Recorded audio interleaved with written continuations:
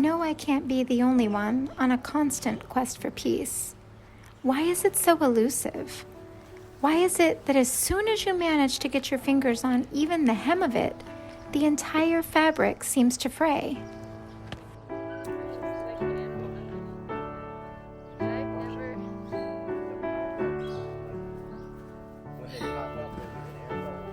I have highs and lows in my spiritual journey. Times when it seems as though I can't find God anywhere, and prayer is a literal battle.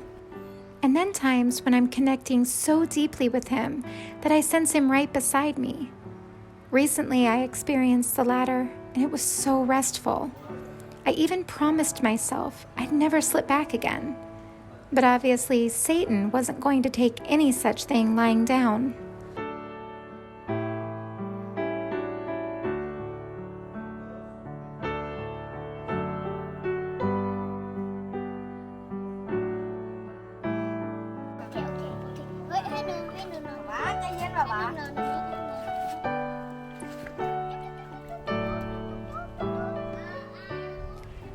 Just over a week ago, I awoke at night coughing and couldn't stop.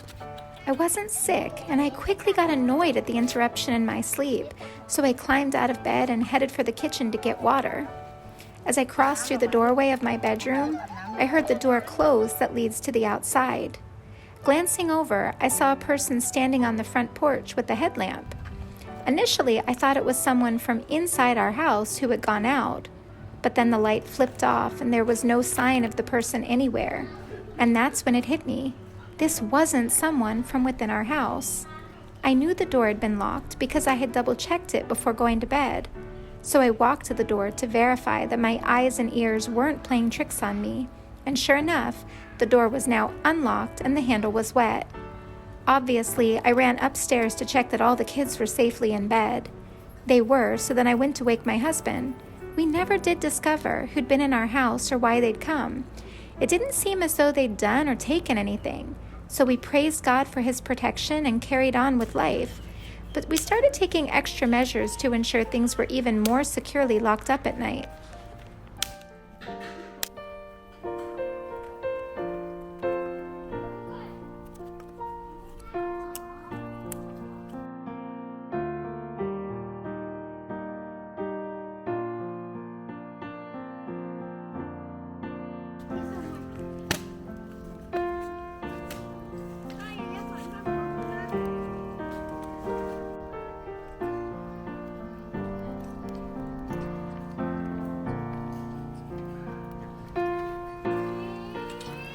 There have been more incidences of this kind over the past week.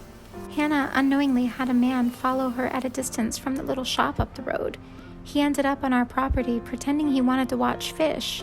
It didn't take long to piece together what had happened, and it took even less time to have the man leave. Then yesterday, Abby and Jessie, one of our female missionary helpers, had an encounter with two guys who tried to intentionally cut them off on the road back to our house.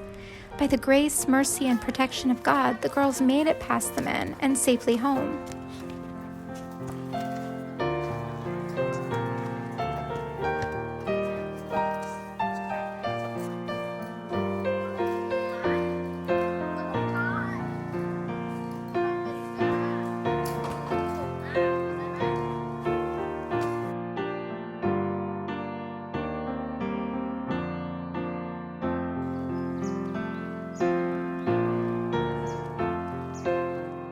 We hadn't had any of these kind of problems until just over a week ago, and now it seems relentless. The enemy is busy orchestrating all kinds of things that attempt to strip us of peaceful feelings in order to make way for fear.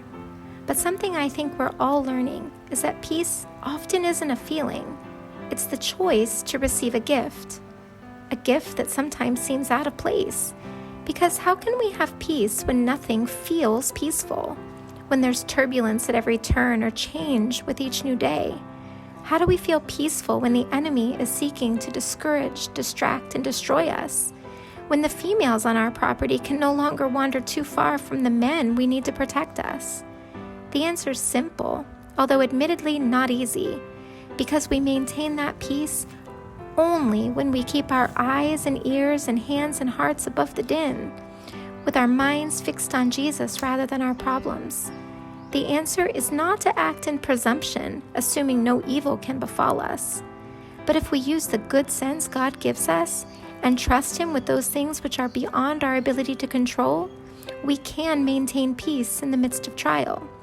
We can smile when we'd otherwise cry, and we can stay where He's called us, even when everyone else might think we should run.